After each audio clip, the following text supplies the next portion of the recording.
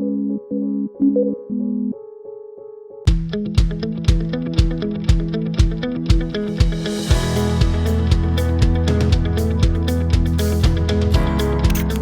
Everyone, आप सबका स्वागत है मैनुअल मोड्स और स्टॉप्स के सेशन में। मैं हूं रोहन और मेरे साथ है निकॉन इंडिया टेक्निकल टीम से मेरे सहकर्मी अभिषेक सिंह। हाय अभिषेक। हेलो रोहन। तो अभिषेक, हम आज अपने दर्शकों को ये समझाएंगे कि मैनुअल मोड क्या होता है और किस तरह से स्टॉप्स को यूज किया जाए। अभिषेक, हम कैसे सरल और आसान तरीके से इसे अपने दर्शकों को समझा सकते हैं? रोहन देखो, सबसे पहले तो मैं इस बात का जिक्र करना चाहूंगा कि हमारे जिन दर्शकों ने हाल फिलहाल में DSLR लिया है वो अभी उसे ऑटो मोड या पी मोड में शूट कर रहे होंगे। हम ये चाहेंगे कि वो इन मोड से बाहर निकलकर बाकी के ऑप्शंस भी यूज करें, क्योंकि ये मोड्स कैमरा के बाकी के फीचर्स और ऑप्शंस को डिसेबल कर देते हैं, तो आपके पास इमेजेस पर कंट्रोल कम रहता है। मैनुअल मोड में शूट करने से आप अपनी तस्वीर पर काफी कंट्रोल कर सकते हैं, जैसे एक्सपोजर सेट कर सकते हैं और भी बहुत से फीचर्स हैं जो आप मैनुअल मोड में एडजस्ट कर सकते हैं, जो ऑटो मोड में नहीं कर सकते। सबसे पहले समझते हैं स्टॉप क्या होता है। यस अभिषेक, मुझे यकीन है कि हम सब इस असमंजस और कंफ्यूजन से गुजर चुके हैं कि स्टॉप्स होता क्या है। यहाँ जो भी फोटोग्राफी के क्षेत्र में नए हैं या जिन्होंने अभी DSLR लिया है, उन्हें स्टॉप्स को लेकर थोड़ी सी शंका होगी ये समझने में कि ये काम आखिर कैसे करता है। ठीक है, हम ये समझाना चाहते हैं कि स्टॉप्स को समझने के बाद आप मैनुअल मोड में आसानी से शूट कर सकेंगे। रोहन, हम एक छोटा सा डेमोन्स्ट्रेशन करेंगे और उस डेमोन्स्ट्रेशन के जरिए हम ये समझाएंगे कि स्टॉप्स क्या होते हैं, और इसके बाद हम ये भी समझाने की कोशिश करेंगे कि ये जो मैनुअल मोड्स होते हैं ये क्या होते हैं। तो चलिए डेमोन्स्ट्रेशन शुरू करते हैं। हाँ बिल्कुल, चलिए शुरू करते हैं।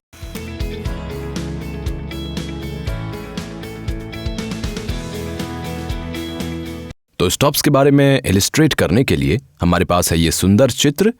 D810 कैमरा हमारे पास है 2470 mm लेंस के साथ, और मेरे सहकर्मी अभिषेक हमें बताएंगे कि हम कैसे स्टॉप्स के जरिए अपनी फोटोग्राफी को सुधार सकते हैं। तो रोहन, स्टॉप्स को समझने के लिए सबसे जरूरी है उस चीज को समझना जो हम व्यू फाइंडर से देख सकते हैं। उधर स्क्रीन में हम देख सकते हैं कि हमने D810 LCD के साथ जोड़ दिया है ताकि हमारे दर्शक ये साफ साफ देख सकें कि हम कैमरा के साथ क्या कर रहे हैं। वहां हम मीटर देख सकते हैं, जिसे हम मीटर स्केल कहते हैं, प्लस और माइनस साइंस के साथ, जिसके बीच में 0 साइन है। इन लाइट कंडीशंस के साथ हमने अपना कैमरा 1 सेकंड के 15वें हिस्से की शटर स्पीड पर सेट कर दिया है और अपर्चर f3.5 रखा है। स्टॉप्स को समझने के 2 तरीके हैं। एक, जब आपका कैमरा अपर्चर प्रायोरिटी पर है, यानी कि आपको शैलो डेप्थ ऑफ फील्ड चाहिए या ग्रेटर डेप्थ ऑफ फील्ड चाहिए। दूसरा, जब हम मोशन को फ्रीज करना चाहते हैं, आपको शटर स्पीड के साथ खेलना होगा या फिर मोशन दिखाने के लिए आपको शटर स्पीड को चेंज करना होगा। तो ये एक तरीका है स्टॉप्स को समझने का। तो चलिए केस को समझते हैं। जब अपर्चर प्रायोरिटी पर है आपका कैमरा, हमारे पास जो अभी लाइट कंडीशंस हैं उनके मुताबिक अपर्चर को f3.5 पर सेट किया गया है। अगर हमें अपने शॉट में और डेप्थ दिखाना है तो हमें f नंबर और बड़ा करना होगा, यानी हम 5 तक कर देंगे।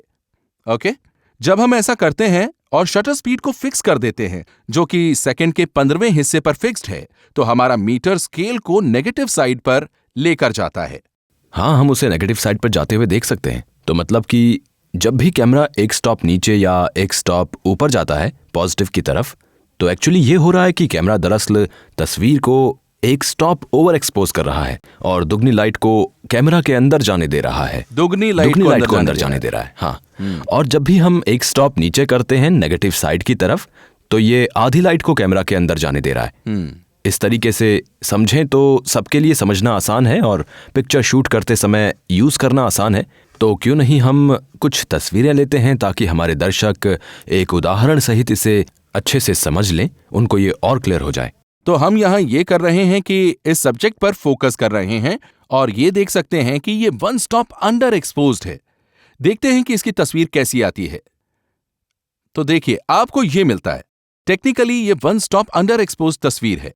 इसे ठीक करने के लिए हमें एक्सपोजर मीटर को वापस 0 पर लाना है, क्योंकि स्टॉप्स को समझना मुश्किल है।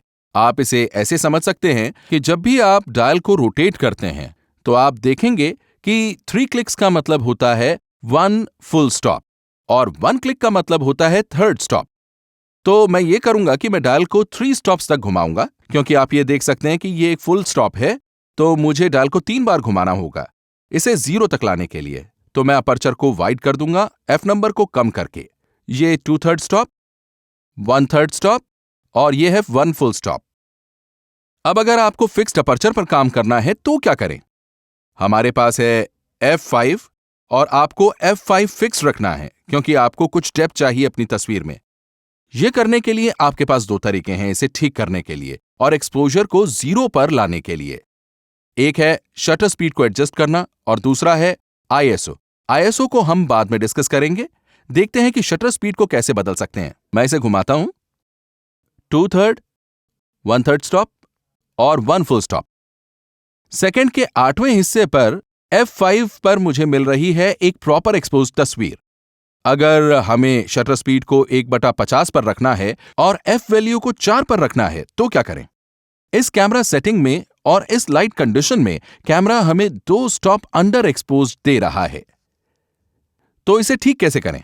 इसे ठीक करने के लिए आपको जो सेटिंग एक्सपोजर ट्रायंगल में बदलनी है वो है अपर्चर। मैं अपर्चर को वाइड कर दूंगा और देखता हूं कि कैमरा कितनी लाइट ले सकता है। अब क्योंकि ये 24-70 लेंस है, ये 2.8 तक का वाइड अपर्चर दे सकता है। तो मैं f नंबर को 2.8 तक गिरा देता हूं। पर आप देख सकते हैं कि सेकंड के 50वें हिस्से पर और f 2.8 पर भी तस्वीर 1 स्टॉप अंडर एक्सपोज्ड है। अब इसे ठीक करने के लिए हमारे पास जो दूसरा और आखिरी विकल्प है एक्सपोजर ट्रायंगल में वो है ISO। ISO भी एक अहम भूमिका निभाता है एक्सपोजर को ठीक करने में। तो हमें क्या करना है? तो हमें ISO को तकरीबन 3 टाइम्स तक बदलना होगा। तो अभी तो ये 100 है, अब हम इसे बदलेंगे एक क्लिक यानी 125 जो दे रहा है 2/3 स्टॉप और फिर 1/3 स्टॉप जो है 160 पर और फिर 200 यानी कि एक फुल स्टॉप। हाँ, 1 फुल स्टॉप। तो 100 to 200 1 फुल स्टॉप है जब बात होती है ISO की। तो ISO को बदलकर शटर स्पीड को फिक्स करके और अपर्चर को 2.8 तक बड़ा करके हम एक्सपोजर को ठीक कर सकते हैं और ठीक बिल्कुल 0 पर ला सकते हैं।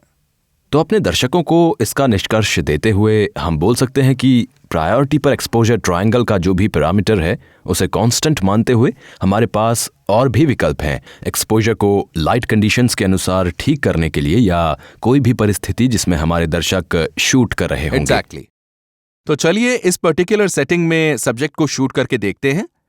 टेक्निकली इसे प्रॉपर एक्सपोजर कहते हैं और अब तक आपको समझ में आ गया होगा कि किस तरह स्टॉप काम करता है। हमने आपको यह समझाया कि अंडर एक्सपोज तस्वीर के साथ आप ये सेम सेटिंग्स इस्तेमाल करके 1 स्टॉप या 2 स्टॉप ओवर एक्सपोज कर सकते हैं उसी तस्वीर को। मुझे लगता है कि हम सबको स्टॉप्स के बारे में समझ आ गया है। जैसे अभिषेक ने हमें बताया, शटर स्पीड, अपर्चर या ISO क्या था ये याद रखने की ज़रूरत बिल्कुल भी नहीं है, क्योंकि जब आप डायल को घुमाएंगे तो हर क्लिक के साथ एक्सपोजर को 1/3 ऑफ अ स्टॉप से बढ़ा या घटा सकते हैं। 1 click 1/3 stop, 2nd click 2/3 stop और 3 क्लिक 1 फुल स्टॉप। तो जब भी कोई आपको ये बोलता है कि इसे 1 स्टॉप से इंक्रीज कर दें या फिर एक्सपोजर को 1 स्टॉप से इंक्रीज या डिक्रीज कर दें, तो आपको बस डायल को 3 बार घुमाना है। और मुझे लगता है कि हम सबको स्टॉप्स का सिद्धांत समझ में आ गया है। इसे और भी बेहतर समझने के लिए चलिए समझते हैं कि मैनुअल मोड में कैसे शूट कर सकते हैं।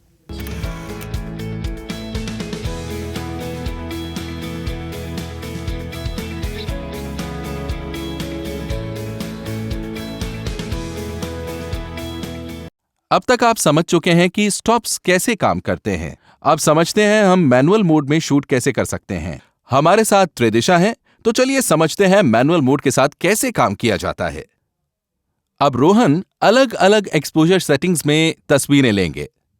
रोहन, हम एक शॉट लेते हैं 1 फुल स्टॉप अंडर एक्सपोज्ड के साथ और देखते हैं उसकी आउटपुट। तो आप देख सकते हैं कि यहां बहुत अच्छे से लाइट हो रखी है। त्रिदिशा ने व्हाइट ड्रेस पहनी हुई है और बैकग्राउंड भी व्हाइट है। तो ये जो एनवायरनमेंट आप देख रहे हैं ये कैमरा के लिए बहुत ही ब्राइट है। हाँ, व्हाइट कलर वैसे भी लाइट को वापस रिफ्लेक्ट कर देता है। अभी हमारा कैमरा इस लाइट कंडीशन के अनुसार सेट है और रोहन अभी एक तस्वीर लेने वाले हैं जो कि 1 फुल स्टॉप अंडर एक्सपोज्ड होगी। ओके, तो अब 3 क्लिक्स जैसे कि हमने 3 क्लिक्स, इसका मतलब हम 1 स्टॉप अंडर एक्सपोज्ड हो जाएंगे। यहां शटर स्पीड है 1/125 और अपर्चर है f2.8। देखते हैं इसका रिजल्ट। जी हाँ, त्रिदिशा, वेरी नाइस। आप देख सकते हैं कि तस्वीर 1 स्टॉप अंडर एक्सपोज्ड है और व्हाइट लगभग ग्रे दिखाई दे रहा है। हाँ बिल्कुल ठीक कहा। वैसे भी कैमरा 18% ग्रे देखने में ट्यून्ड रहता है। Right. कैमरा मीटर ऐसे ही काम करता है। तो जैसे ही हम एक स्टॉप अंडर क्लिक करते हैं तो हमें तस्वीर अंडर एक्सपोज्ड मिलती है। चलिए देखते हैं कि ओवर एक्सपोज्ड तस्वीर लेने से क्या होता है। राइट। मैंने इसे सेट किया। रोहन ने शटर स्पीड को कम कर दिया है। ऐसा करने से अब हम वन स्टॉप ओवर एक्सपोज्ड हो चुके हैं सेकंड के 30वें हिस्से की शटर स्पीड के साथ। चलिए देखते हैं कि तस्वीर कैसी आती है। Thank you त्रिदिशा।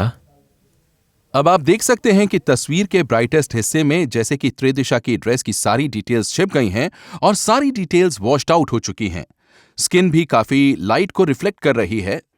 हम टेक्निकली ऐसे शॉट को एक ओवर एक्सपोज्ड शॉट कहते हैं।